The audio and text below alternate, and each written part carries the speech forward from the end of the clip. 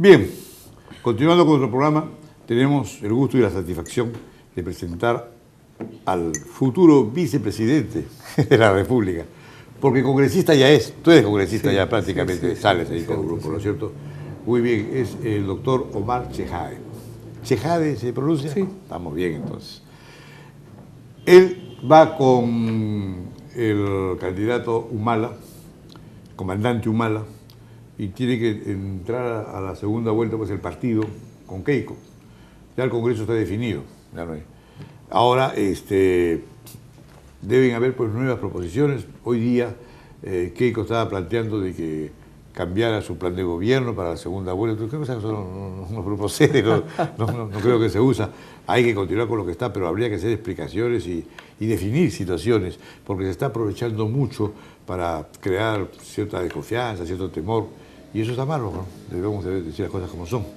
¿Qué pasa con la candidatura? ¿Cómo la ves? Bien, Enrique, muchas gracias por la invitación al programa, a todos ustedes, a Canal 11. Bueno, en primer lugar, estamos contentos, con mucha humildad lo digo, con mucha sencillez. Hemos obtenido 1/3 de la votación electoral en primera vuelta, que es una cantidad muy importante. Hemos quedado en primera vuelta.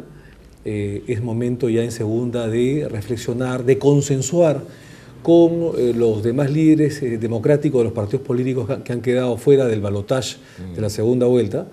Y por supuesto de convocar a líderes sociales, líderes empresariales, a la Sociedad Nacional de Industrias, a la CONFIEP, a la Cámara de Comercio de Lima, a los medios de comunicación, cómo no, y a los líderes políticos de las demás tiendas, para reflexionar y ver qué cosa es lo que necesita el país, cuáles son las necesidades urgentes que necesita la población y llegar a una unidad, una unión nacional política para derrotar el proyecto totalitario, dictatorial y de corrupción que representa Keiko Fujimori, ¿no? Claro, eso es lo vital, que ya ellos tienen un pasado. Sí. Ustedes están viviendo hace ya 10 años, ¿no? O 5, 6 años. 6 años están ustedes pidiendo un cambio y tratando pues de enderezar las cosas que están torcidas, que las estamos viendo. Y con Fujimori, bueno, ya se ha pasado pues una etapa bastante difícil, mediante la cual con Martín Rivas, tú sabes, ahí no había seguridad para nadie, de vida ni nada, se mataba a cualquiera. Cuadrones de la muerte, ¿no? Así es. ¿No? Y a la pobre chica esta que está en Suecia ahora, que quedó mal, ¿te acuerdas? La Rosa. La Rosa, que es congresista ahora, la sabe del Congreso, Marta Chávez, llegó a decir en un reportaje de que ella misma se había hecho esas cosas, porque había gente que se autotorturaba. Que hay gente como Santa Rosa de Lima, Santa Rosa se ponía silicio, ¿no? Y entonces le gusta pues sufrir. Y, no, bueno, esa es una tomadura de pelo, una falta de responsabilidad y no es lo serio. Pero en el programa de gobierno de ustedes sí se habla de una nueva constitución. Sí. Se habla, eso no lo podemos negar. Pero también la nueva constitución está reclamada por una gran parte del país en virtud de que la de Fujimori fue hecha a medida y calzado para el gobierno de Fujimori. Hubieron cosas buenas, hay cosas buenas, ¿no? Que no se puede, pero ¿qué de malo tienen en tratar una nueva constitución? Fíjate, Enrique, gracias por la pregunta. En el programa de gobierno en verdad se habla de la nulidad de la Constitución de 1993, que es una constitución dictatorial, una constitución espuria, nacida de un golpe de Estado, hecha a la medida del dictador Fujimori, y el regreso a la Constitución de 1979, por supuesto haciéndole las reformas que sean necesarias. Por ejemplo, la Defensoría del Pueblo, que en ese momento no había, algunas acciones de garantía. ¿El Tribunal Constitucional? Sí existía, pero con otro nombre. En esa época se llamaba Tribunal de Garantías Constitucionales y la sede era en Arequipa, ahora es en Lima. Bueno, pero, por ejemplo, acciones de garantía que en ese momento no existían, que ahora sí, que es un avance. Por ejemplo, la acción de inconstitucionalidad, el habeas data, que en ese momento no había, y algunas cosas más. La otra salida es convocar a una asamblea constituyente que elabore las bases de una nueva constitución para que luego sea aprobada por referéndum por el pueblo peruano y que reivindique en gran parte el capítulo económico, sobre todo la estabilidad laboral que ha sido conculcada con la Constitución de 1993.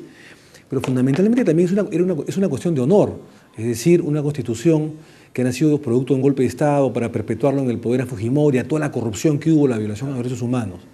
Yo quiero ser bien explícito en esto, Enrique, y Ollanta lo ha sido y el proyecto lo es. El proyecto de Ollanta, el proyecto nacionalista, no es un proyecto totalitario. Nosotros no vamos a imponer absolutamente nada.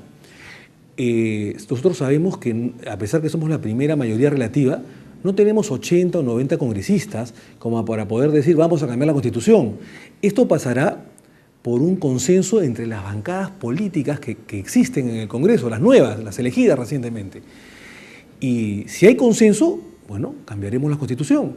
Si no lo hay, evidentemente continuaremos con la de 1993, nos guste o no nos guste, porque pensamos en que el país debe continuar, debe seguir crecimiento y evidentemente se harán las reformas que sean necesarias a la Constitución de 1993.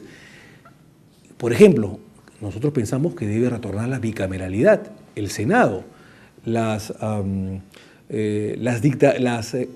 cámaras únicas o las unicameralidades son sistemas legislativos propias de las dictaduras.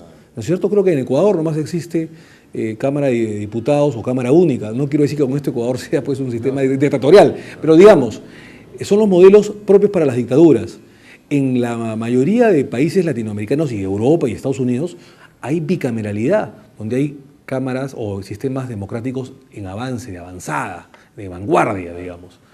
Y por supuesto que en el Perú debe retornar el Senado, porque es la Cámara de Notables, la Cámara que revisa, de reflexión, que revisa los proyectos o las leyes que han sido mal aprobadas y los manejos dictatoriales o autoritarios del Poder Ejecutivo sobre esta Cámara única, ¿no es cierto? Como pasó con Fujimori. O sea, Fujimori abolió la bicameralidad, el Senado, para manejar, como lo hizo además en la práctica, la Cámara única, los congresistas, para aprobar leyes entre gallos y medianoche y poder, a través de Montesinos, manejar las leyes. Nosotros queremos regresar a la bicameralidad porque creo que es de urgente necesidad para el pueblo peruano. Evidentemente nosotros no vamos a imponer de llegar al gobierno o el regreso a la del 79 o formar una nueva carta o elaborar una nueva carta. Lo haremos en consenso, de manera democrática, utilizando los mecanismos legales que la Constitución y el Estado democrático nos otorga. Si no se puede, continuaremos con la del año 93, seguirán las inversiones, seguirá la democracia en el Perú, no va a ser una constitución o reformas para perpetuarse en el poder. Nosotros estamos en contra de cualquier modelo autoritario, dictatorial, chavista, venezolano, y por supuesto que no la reformaremos para que existan reelecciones presidenciales indefinidas o perpetuas. Toda reelección presidencial, tú bien sabes, Enrique, toda reelección presidencial, fundamentalmente en Latinoamérica, son corruptas. Sucedió con Augusto B. Leguía, sucedió con Odría, con Prado Arteche, es corrupción. Y sucedió pues con el presidente o el ex dictador Alberto Fujimori, que se quiso reelegir con un proyecto autoritario de 20 años. Y una cosa que la gente debe recordar también, con Fujimori se aprobaban las leyes a las 12 de la noche, a la 1 de la mañana, y salía publicadas al día siguiente en el Peruano. Si el Peruano a las 7 de la noche había cerrado. Ni siquiera había de turno a alguien, ya estaba impresa la ley y había que cumplir el otro día, porque ya estaba publicada, aprobada y se cumplía con la ley, pero se cumplía entre gallos y medianoche y de alguna forma pues muy sospechosa. Tú recordarás que, por ejemplo, en la Constitución del 79, cosa que era un exceso, obviamente, ¿no? Por eso estamos a favor de que si regresamos al 79, hayan también reformas sobre ella, ¿no? La ley empezaba a regir al 16º día, sí. ¿No? Era un exceso, claro, ¿no? pues. Evidentemente, pero bueno. No, pero ahora hay otra cosa que también la podrían ustedes tener en cuenta. Hay leyes que se dan, pero no se hace el reglamento. Entonces la ley no entra en función. A esta ley no hay reglamento, señor, no está en función, así que nos regimos por la anterior. Entonces es una tomadura de pelo. La gente discutió en el Congreso, hubieron debates, hubo todo esto. Se llega a un consenso, se vota, se aprueba, y luego pues el gobierno la deja de lado. Luego hay quien la empuje dentro del Poder Ejecutivo y esa ley no funciona.